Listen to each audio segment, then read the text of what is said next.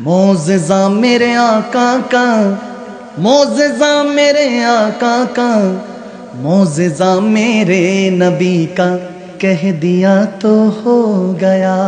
सुबहानाल्लाह বলেন। আমার নবীর মুজিজাই হলো যা বলছে তাই আল্লাহ কবুল করে নিয়েছে। হায় হায়। এইভাবে হযরতে ফারকাদ রাদিয়াল্লাহু আনহু সাহাবায়ে রাসূলদের নামের জন্য বলার চেষ্টা করি যাতে মুখস্থ থাকে। আমাকে একজন ফোন দিয়ে বলছে, হুজুর অমুক মাহফিলের মধ্যে আপনি একজন সাহাবার নাম নিছিলেন, বলতেছে ওনার নামটা ভুলে গেছি, একটু কঠিন অনেক সময় হয়ে যায়। যে বললাম যুলিয়াদাইন, সাহাবায়ে রাসূলদের নাম যুলিয়াদাইন। আমার নবী বলেছেন হে লম্বা হাতওয়ালা। সুবহানাল্লাহ, হাতগুলি লম্বা ছিল তো, বলে হে লম্বা হাতওয়ালা। একজনকে ডাকছে হে আবু হুরায়রা, বিড়ালের সাথে খেলতেছে, বলে হে আবু হুরায়রা, বিড়ালের পিতা, এটাই নাম হয়ে গেছে। সুবহানাল্লাহ কয় না মুসলমান? আমার নবীর মুজিজাই হলো যা বলছে তাই আল্লাহ কবুল করে নিয়েছে। হযরতে ফারকাদ রাদিয়াল্লাহু তাআলা, 4 বিবি ছিল ওনার।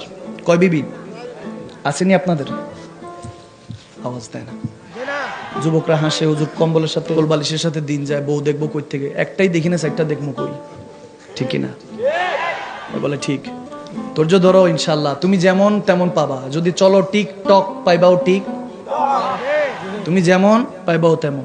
তুমি যদি ভালো চলো তোমার জন্য আল্লাহ ভালোটাই রাখবে ইনশাআল্লাহ। হাদিসটা আমি শেষ, বাইহাকি শরীফে হাদিসটা, ফারকাদ রাদিয়াল্লাহু তাআলা এর হাদিসটা শেষ বলছি। হযরত ফারকাদ রাদিয়াল্লাহু তাআলা 4 বিবি ছিল, ওনার শরীর থেকে সব সময় সুগন্ধি আসতো, সব সময়।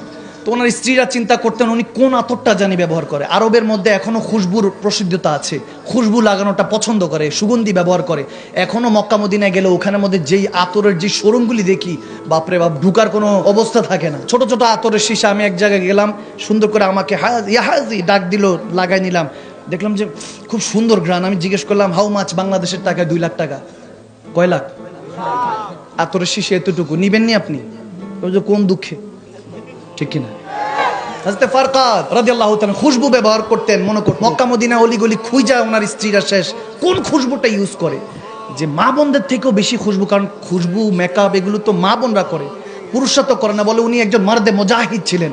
বলে আপনি একজন যোদ্ধা, ফাইটাররা তো, যোদ্ধারা তো এইসব লাগায় না। আপনার জেসেম থেকে একদিন জিজ্ঞেস করেই বসলেন, 4 জন বুদ্ধি পরামর্শ করে স্বামীর কাছে জিজ্ঞেস করছেন যে হুজুর আপনি কি লাগান, কোন পারফিউমটা ইউজ করেন, কোন সুগন্ধি ইউজ করেন, আতর কোনটা ইউজ করেন যে এত খুশবু আসে? তিনি বলতেছেন আমি কোনো খুশবু ইউজ করি না।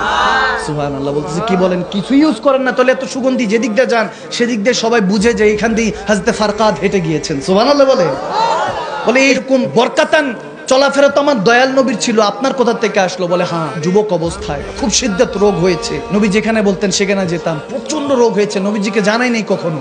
মনেরটা মনেই ছিল, ভেবেছি আল্লাহ তো সবই জানে, আল্লাহ ঠিক করে দিবে। আমার শরীরের মধ্যে কিছু বিচি পাচ্ছা উঠা শুরু করলো, যেগুলো কারণে আমি বসতে পারতাম না, উঠতে পারতাম না।